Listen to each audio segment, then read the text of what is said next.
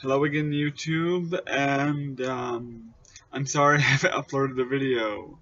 I know I said I was going to, um, especially if you've been to my streams. I said I wanted to have at least 2, maybe 3 videos out by now, but I don't know. I don't want to say streams are getting in the way, but I've been streaming a lot more and working on videos a lot less. But I wanted to get this one out there and be at least decently timely about it. I'm only a day late to comment on this. I want to talk about Trump and his recent Twitter tweet. I'm leaving that in. So, for those of you who don't know, I'm going to go locate and read for you exactly what he said word for word. Okay, word for word from the president's Twitter. After consultation with my generals and military experts, please be advised that the United States government will not accept or allow transgender individuals to serve in any capacity in the U.S. military. Our military must be focused on decisive and overwhelming victory and cannot be burdened with the tremendous medical costs and disruption that transgender in the military would entail. Thank you. And that's exactly word for word from the 3-tweet long statement. Okay? Now, obviously, I take issue with this, as many do. For the sake of just putting it out there, I did try and join the military at one point in my life when I was younger.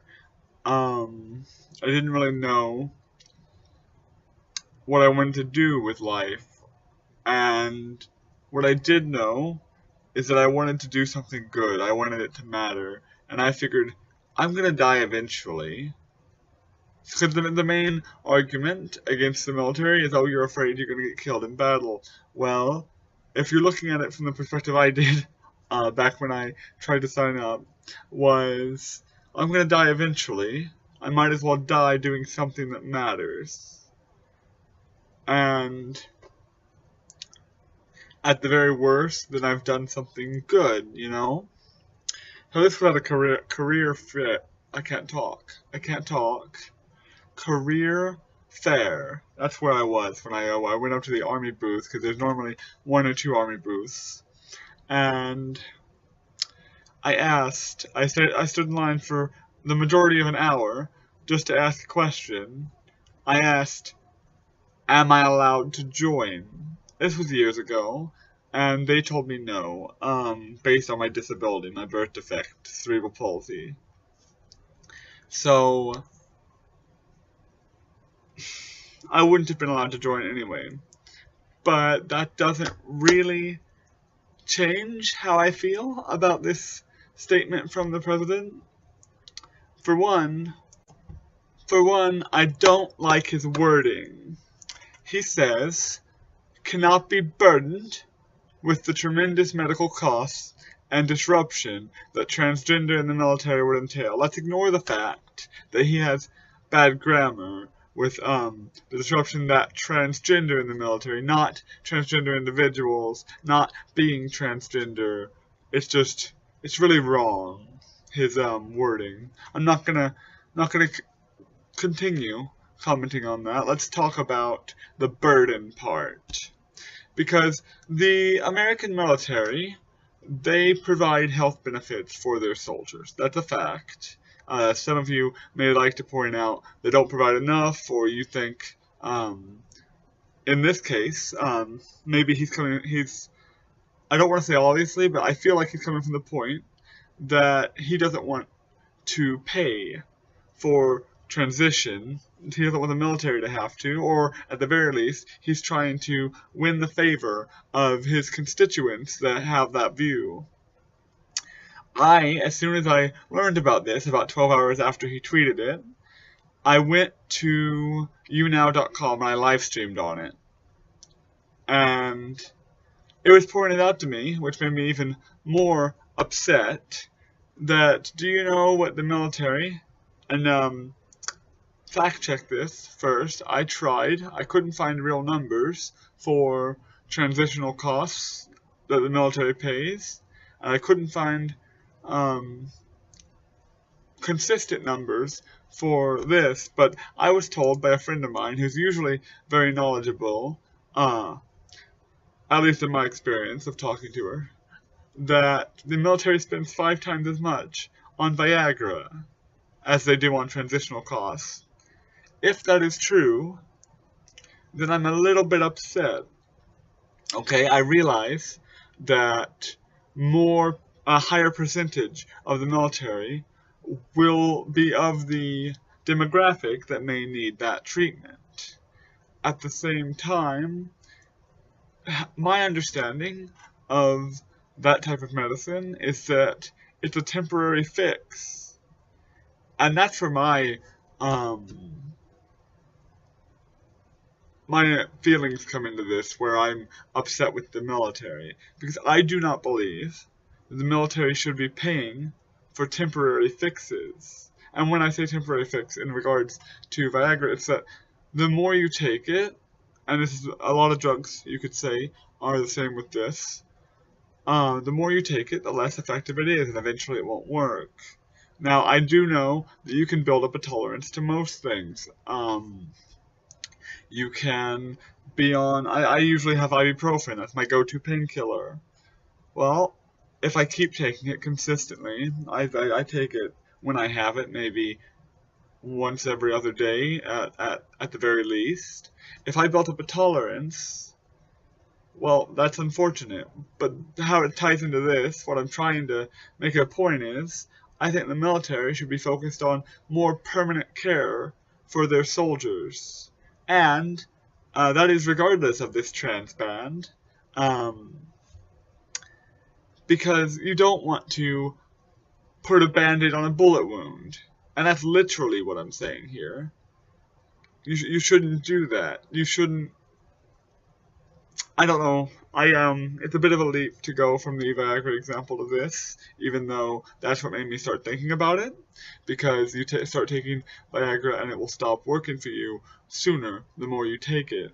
In the same way that I don't expect the military... Okay, here we go. So I'm going to use a story from my life again. Back in high school, my history teacher was ex-military. I'm not sure what kind. Like, he could have been Marine, he could have been Army. I want to say Army, but usually that's what I lean towards anyway, just when I have to guess for no particular reason. But what he pointed out was military healthcare, they like to go with the cheapest option. For instance, if there's something wrong with your leg, and there's some treatment out there that costs a bit more, that might allow you to keep it, well, you're probably not going to get to keep your leg, because the military is going to opt to cut it off, it's cheaper, and if there's any reason to believe that other treatment might not work, that's a point in the military's argumentary favor here. That's unfortunate, and that might be what they're doing with the transgender ban, is if there's any reason that they can find to save some money, well, I guess that's capitalism. I don't want to really get into that. But what I'm saying is, burden. Yes, financial cost is considered a burden, but I would argue, and I am going to argue, that proper health care for the people in your service is the country's obligation. I, for one, just a little bit about my stances, I think all healthcare should be free. And I know a lot of people might not agree with me. I know people will say, oh, we'll have to raise taxes so much. Well, then raise them. Let's share the burden. We don't want our populace to be miserable and sick, and other people will point out that you have to wait for so long to get into those places that are, I don't know what the word would be, not private. I don't want to say public, because our hospitals are public now. They're just doctors are. But you understand, I hope, what I'm saying. And the wait is really the biggest thing in my mind. There's an argument against it. If you need healthcare, you should get healthcare, and that while being an argument for both sides, in that the wait might make your condition worse, make you untreatable, or even die before being able to find your doctor, or being able to get an appointment with your doctor. At the same time, the way I see it, it is better to go to the doctor eventually than never have the money to go in the first place. I don't know. I'm digressing a bit, so that's a thing. On the topic of transgender people specifically, which might be what you guys were waiting on, I'm not sure what part of my demographic is actually trans at this point, and which part is just LGBT and cishet. On the topic of transgender people specifically, any medical treatment that is taken in order to transition is life-saving treatment. Okay? Any medical treatment given to a trans person in order to lessen dysphoria is life-saving treatment. If you look at the numbers, you look at the suicide rate, then yes, trans people do commit suicide more often, generally, because of two factors. Unable to transition,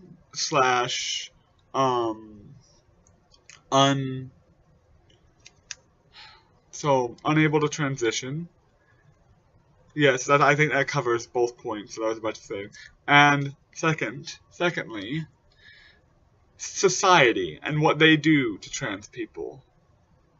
On top of just the suicide point, the other point, if you don't get transitional treatment, you are far more likely not to pass. And I know in the community, passing is a problematic term, a problematic concept, because I agree, you shouldn't have to pass. I want to very badly. And even if society was entirely accepting of people who didn't pass, and they never will be, even if they were entirely accepting, I would still want to pass, because of the fact that it would lessen my dysphoria. Because the goal of transition is twofold. The goal of these surgeries that Trump is saying would be a burden is twofold. Lessening dysphoria, which would save you from yourself, and lessening the disruption that he points out in society. Because trans people are murdered quite often. Very often. I believe last time I looked at the statistics, was it 1 in 11, 1 in 12? I don't know. It's scary. It's very scary, and it's very unfortunate. So, yes, I hope I've made my point that surgeries related to transition are life-saving surgeries. For those of you who point out, that was my phone, just please ignore it, I will check it later. For those of you who point out that I've seen this when people argue against this. Maybe I should put that on silent. One second. When people argue against other people saying that it's life-saving surgery based on the fact that suicide rates are still high after the surgeries are undergone, I would point out the second part of that. The amount you pass and how society treats you. Because, unfortunately, society is mean and hateful and dangerous. If the majority, maybe not the majority, but if you had a 1 in 12 chance of being murdered every time you left your home, don't you think that would get to you? And is that a problem with the trans person? If you say yes, then I don't understand how your mind works in the slightest. It's not a problem with the trans individual. The problem arises from the normal individual, from the cishet. And I'm not one of those people who are like cishet scum. I don't.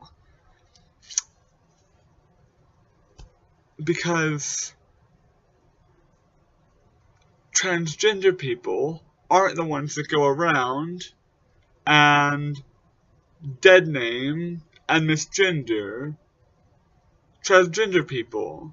Transgender people aren't the ones who go around and beat a transgender individual to death just based on the fact that you don't like them for how they look, or based on the fact that you're reading some old book. Yes, that is my comment on religion.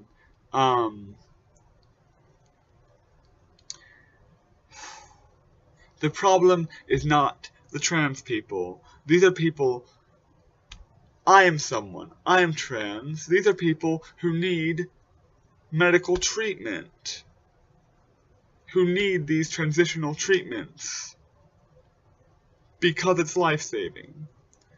And Donald Trump is saying that the military cannot be burdened with paying the medical costs for soldiers who happen to need medical treatment.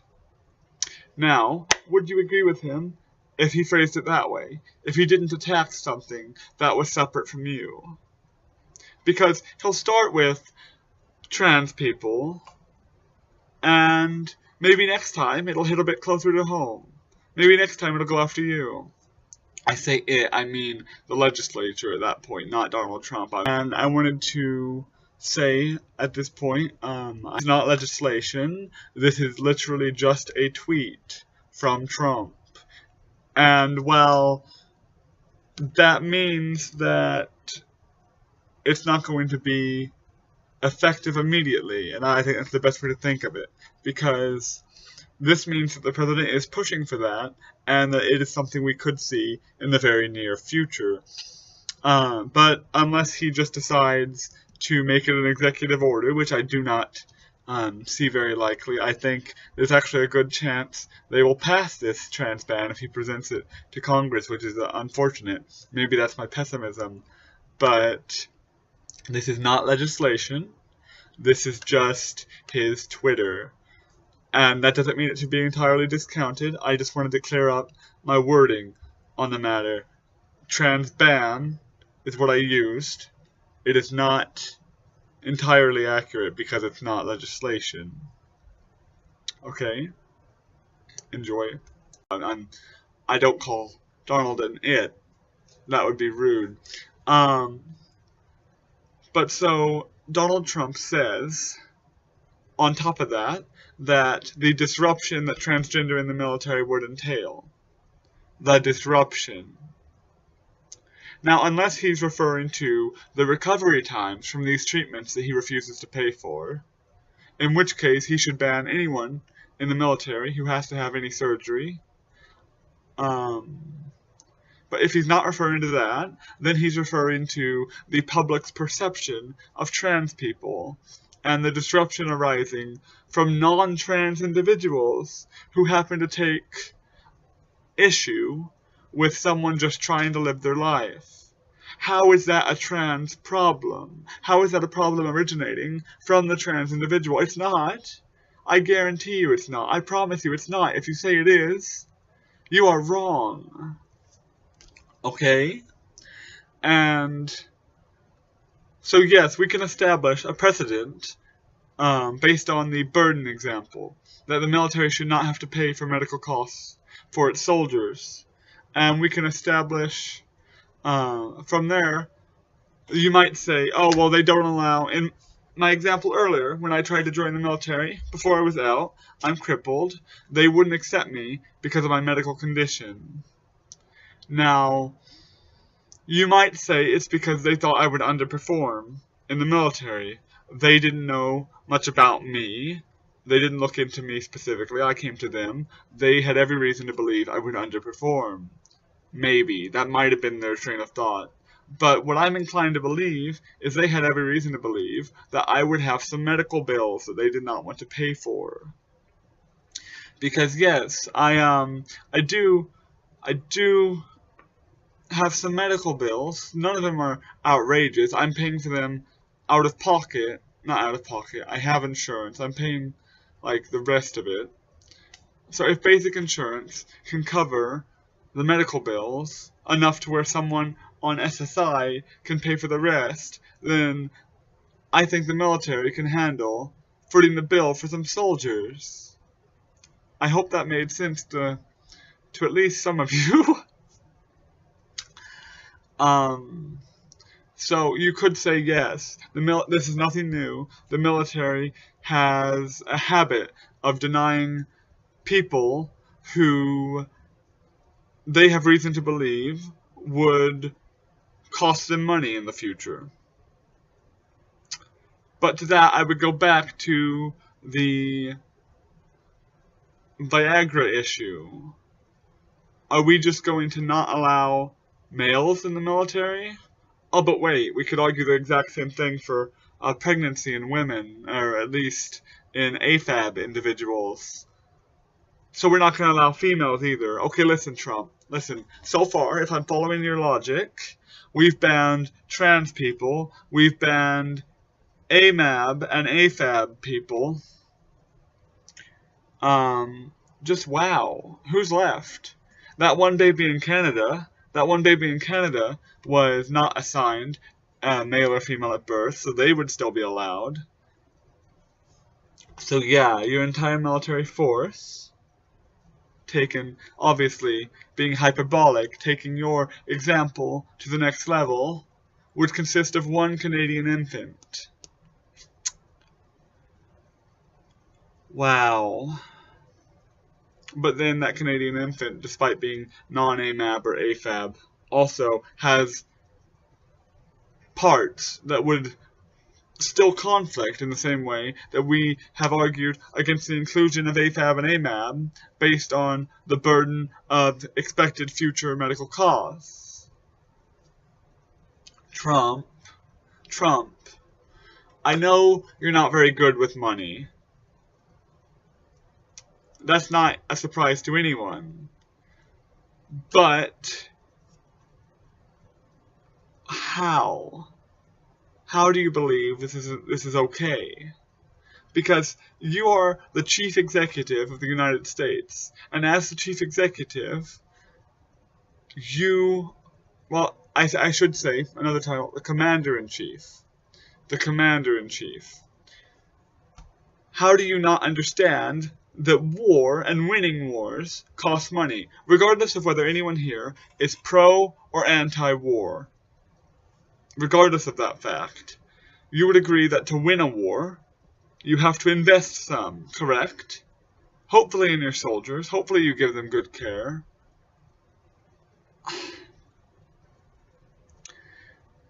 I'm gonna have to re-follow you on Twitter, aren't I? Maybe I'll have more videos like this in the future, but really though, you know what, I'm gonna set you to text my phone whenever you tweet. That way, no matter where I am throughout the day, I can get my daily dose